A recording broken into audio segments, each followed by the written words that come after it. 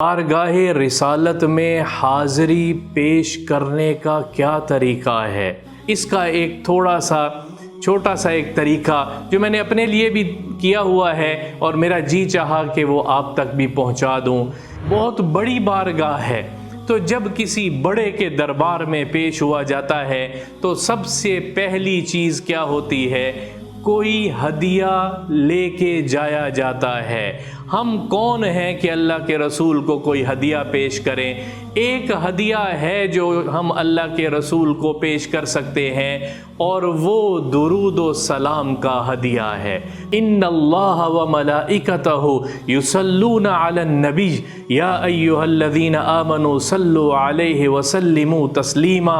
حدیث قدسی ہے کہ جس کے حق میں رسول اللہ صلی اللہ تعالی علیہ وسلم نے استغفار کر دی تو میں آپ کی استغفار اس کے حق میں ضرور قبول کروں گا اور اس کے سارے گناہ معاف کر دوں گا۔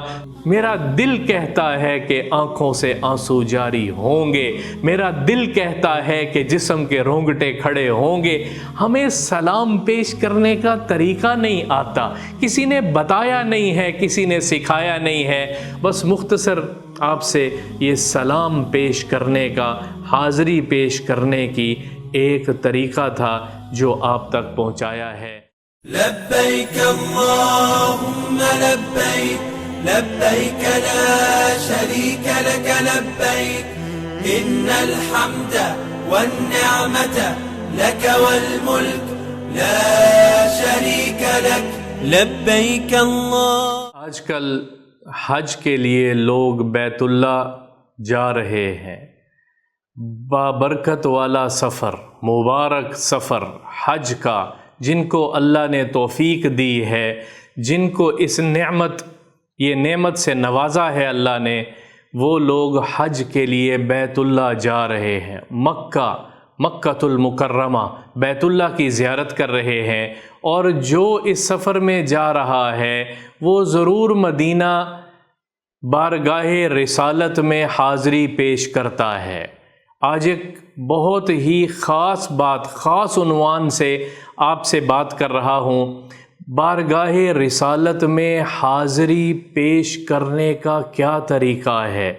میں اس دفعہ کچھ دن پہلے عمرے پہ تھا تو بہت سے لوگوں نے پوچھا کہ ہم سلام کیسے پیش کریں؟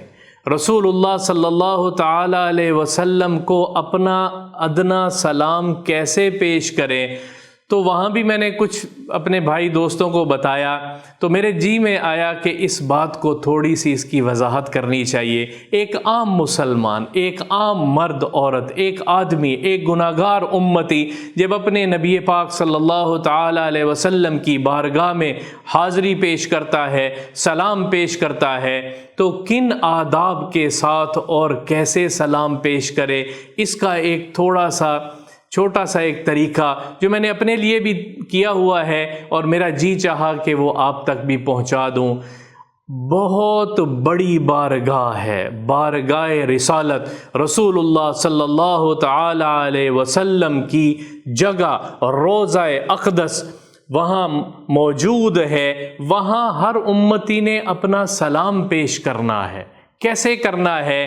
بہت بڑی بارگاہ ہے، تو جب کسی بڑے کے دربار میں پیش ہوا جاتا ہے تو سب سے پہلی چیز کیا ہوتی ہے؟ کوئی ہدیہ لے کے جایا جاتا ہے۔ ہم کون ہیں کہ اللہ کے رسول کو کوئی ہدیہ پیش کریں؟ ایک ہدیہ ہے جو ہم اللہ کے رسول کو پیش کر سکتے ہیں، اور وہ درود و سلام کا ہدیہ ہے۔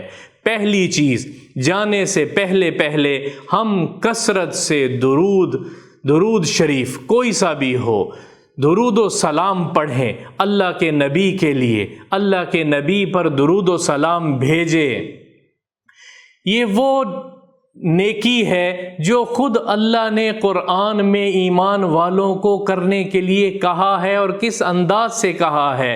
ان اللہ و ملائکتہ یصلون علی النبی یا ایھا الذین آمنوا صلوا علیہ وسلموا تسلیما۔ اللہ اور اللہ کے فرشتے، بے شک اللہ اور اللہ کے فرشتے کیا کرتے ہیں؟ اپنے نبی پاک پر درود و سلام بھیجتے ہیں۔ اے ایمان والو، تم بھی اپنے نبی پر درود و سلام بھیجو۔ یہ وہ نیکی ہے جو اللہ خود کہہ رہا ہے کہ میں اپنے نبی پہ رحمتیں بھیجتا ہوں، درود و سلام بھیجتا ہوں۔ میرے فرشتے بھی درود و سلام بھیجتے ہیں۔ صبح، دوپہر، شام، رات 70,000 فرشتے روزانہ مدینہ میں نازل ہوتے ہیں اور روضہ اقدس پہ نازل ہوتے ہیں۔ عصر کے وقت پھر وہ چلے جاتے ہیں اور دوسرے 70,000 آ جاتے ہیں، پھر وہ فجر تک رہتے ہیں، فجر میں وہ چلے جاتے ہیں اور 70,000 آ جاتے ہیں۔ کیا کرنے آتے ہیں؟ درود و سلام پڑھنے آتے ہیں۔ تو پہلی چیز، جب ہم میں سے کوئی امتی وہاں جائے تو درود و سلام کا وافر ہدیہ لے کر جائے اور بڑے آداب کے ساتھ نظروں کو جھکا کے جائے۔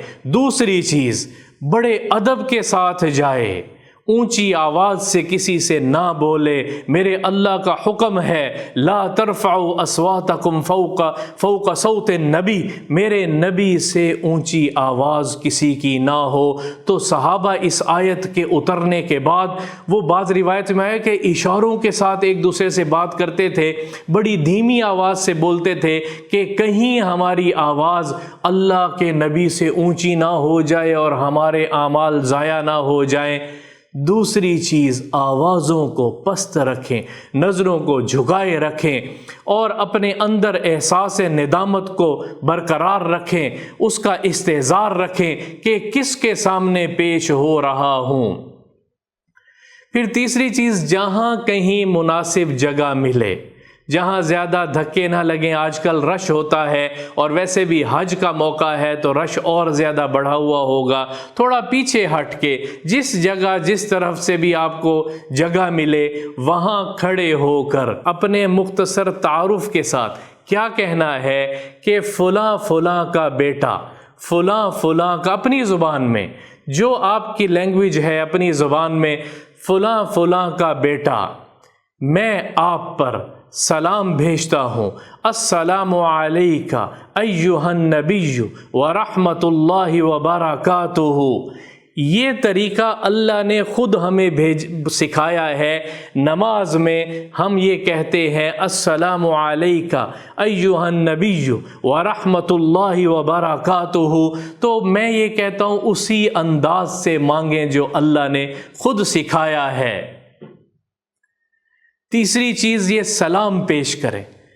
چوتھی چیز، وہاں کھڑے ہو کے ایک مرتبہ کلمہ شہادت رسول اللہ صلی اللہ تعالی علیہ وسلم کے سامنے بھی اقرار کر لیا جائے کہ میرے کلمے کی گواہی رسول اللہ صلی اللہ تعالی علیہ وسلم کل قیامت کے دن دینے والے بن جائیں، میں ان کا امتی ہوں۔ تو وہاں کلمہ شہادت ایک مرتبہ کہہ لیں، اشہد اللہ الہ الا اللہ و اشہد انک رسول اللہ، اشہد اللہ الہ الا اللہ و اشہد ان محمدن رسول اللہ، یا جو بھی جس کو طریقہ آتا ہے تو ایک مرتبہ کہیں، اشہد اللہ الہ الا اللہ و اشہد انک رسول اللہ، میں گواہی دیتا ہوں، میں اللہ کے واحد لا شریک لہ ہونے کی گواہی دیتا ہوں اور ایمان لاتا ہوں، اور میں گواہی دیتا ہوں اور ایمان لاتا ہوں کہ آپ اللہ کے آخری رسول ہیں۔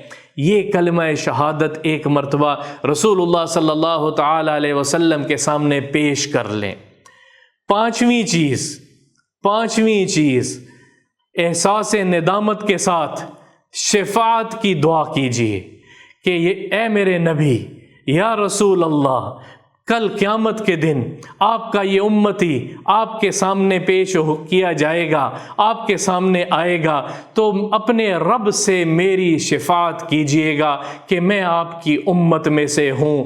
بڑی اہم بات ہے، کل قیامت کے دن ایک روایت ہے بخاری شریف کی، کچھ لوگوں کو لایا جائے گا اور وہ قریب لایا جائے گا تو اللہ کے نبی کہیں گے ان کو قریب لے کر آؤ، تو فرشتے کہیں گے کہ نہیں، یہ آپ کی امت میں سے نہیں ہے، یہ وہ لوگ ہیں جنہوں نے آپ کے جانے کے بعد دین بدل دیا تھا، اپنی مرضی کا دین بنا لیا تھا۔ تو رسول اللہ صلی اللہ تعالی علیہ وسلم رحمت للعالمین ہونے کے باوجود کہہ رہے ہیں سحقن سحقن لہؤلائی، ان لوگوں کو میرے سے دور کر دو، ان لوگوں سے میرے سے دور کر دو کہ یہ میرے امت میں سے نہیں ہیں، کہیں اللہ ہمیں ان میں نہ شامل کر دے، معاذ اللہ۔ تو شفاعت کی درخواست کریں ادب اور احترام کے ساتھ، اس سے بڑی بارگاہ اور کوئی نہیں ہے۔ اللہ کے رسول اللہ کا لاڈلا رسول ہے، پیارا رسول ہے، جس سے رب کائنات نے محبت کی ہے۔ شفاعت، احساس ندامت کے ساتھ شفاعت۔ چھٹی چیز، استغفار کی درخواست کرنی ہے کہ اے اللہ کے رسول میرے حق میں میرے رب سے استغفار کر دیجئے، میرے رب سے میرے حق میں معافی طلب کروا دیجئے۔ اللہ نے خود کہا ہے کہ جس کے حق میں، حدیث قدسی ہے کہ جس کے حق میں رسول اللہ صلی اللہ تعالی علیہ وسلم نے استغفار کر دی تو میں آپ کی استغفار اس کے حق میں ضرور قبول کروں گا اور اس کے سارے گناہ معاف کر دوں گا۔ تو استغفار میرے لیے اللہ سے معافی کروا دیجئے، میرے گناہوں پہ اللہ معاف کر دے مجھے، اس کی سفارش آپ کر دیجئے، آپ میرے نبی ہیں۔ اور یہ احساس دل میں ہو، یہ ساری چیزیں کرتے ہوئے یہ 6 چیزیں ہو گئی ہیں، یہ احساس ہو کہ اس وقت میں رحمت للعالمین اور رب العالمین کے درمیان کھڑا ہوں، بین رحمت للعالمین و بین رب العالمین، میں رب العالمین اور رحمت للعالمین نبی کے درمیان، دونوں رحمتوں کے درمیان میں ہوں، تو میری معافی کیسے نہیں ہوگی؟ درخواست کر دیجیے اپنے رب سے میری معافی کروا دیجئے، استغفار کر لیجئے میرے لیے۔ تو وجدان کہتا ہے کہ وہ نبی جو اپنی ایک ایک امتی کے لیے روتا رہا اور ہدایت کے لیے اللہ سے مانگتا رہا، تو کیسے وہ ہمارے لیے اللہ سے سفارش نہیں کریں گے ہماری شفاعت۔ مانگنے والا دل ہو، کہنے والے جذبات ہوں، تو وہ یہ کیفیات کو یہ الفاظ مل جائیں گے تو کیفیات میں لطف آئے گا، کیفیات کا مزہ دوبالا ہوگا۔ اس انداز سے جب آپ اللہ کے رسول پر سلام پیش کریں گے تو میرا دل کہتا ہے کہ آنکھوں سے آنسو جاری ہوں گے، میرا دل کہتا ہے کہ جسم کے رونگٹے کھڑے ہوں گے۔ ہمیں سلام پیش کرنے کا طریقہ نہیں آتا، کسی نے بتایا نہیں ہے، کسی نے سکھایا نہیں ہے۔ اور 7ویں نمبر پہ 7ویں چیز، پھر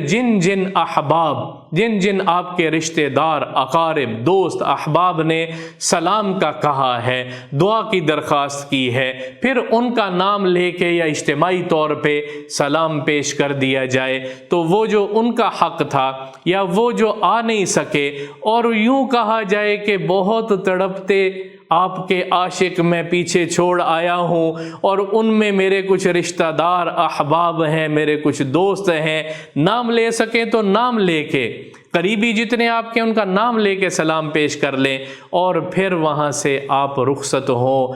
تو یہ وہ سلام ہے، بزرگوں سے سنا ہے۔ مفتی رفیع عثمانی صاحب رحمہ اللہ نے یہ سلام کا کچھ طریقہ اس طرح سے ایک مجلس میں بتایا تھا، اس سے ملتی جلتی بات کی تھی، پھر کچھ اور چیزوں کو ملا کے، قرآن اور حدیث کو ملا کے ایک اپنے لیے میں نے ایک طریقہ تیار کیا ہوا ہے سلام پیش کرنے کا۔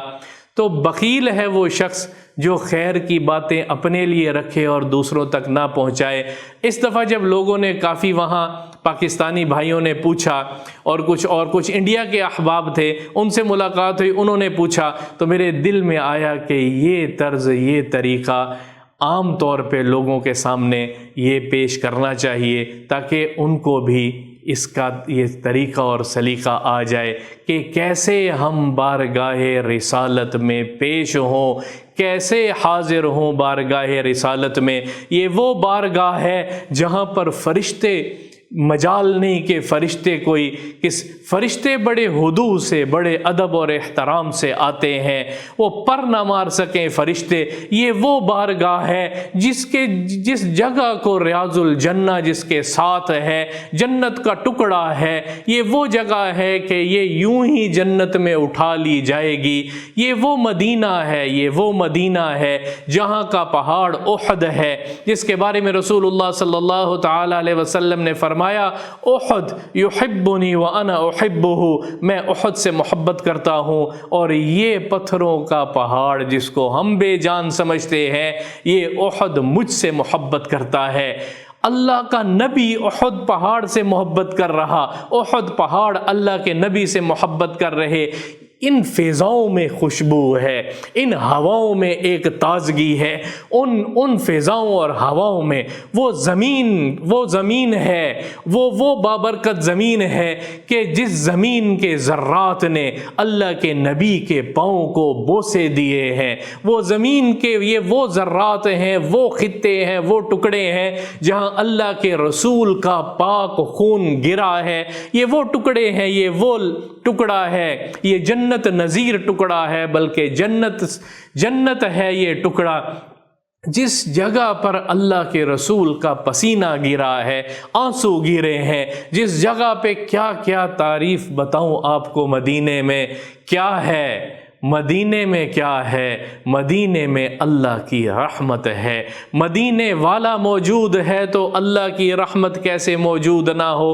مدینہ وہ ہے جہاں بقیع ہے، مدینہ وہ ہے جہاں پہ شہدائے احد ہیں، مدینہ وہ ہے جہاں پہ قبا ہے، مدینہ وہ ہے جہاں پہ بئر غرس ہے، مدینہ وہ ہے جہاں پر کتنی چیزیں ہیں، کیا کیا بتاؤں، کیا کیا زیارتیں ہیں۔ بس مختصر آپ سے یہ سلام پیش کرنے کا، حاضری پیش کرنے کی ایک طریقہ تھا جو آپ تک پہنچایا ہے۔ اللہ تعالیٰ مجھے بھی عمل کرنے کی توفیق عطا فرمائے، اور جو بھائی وہاں پر جائے اور جو یہ بات سنے تو مجھے بھی اپنی دعاؤں میں یاد رکھیں، اور میرے نبی تک میرا بھی سلام پہنچا دیجیے گا۔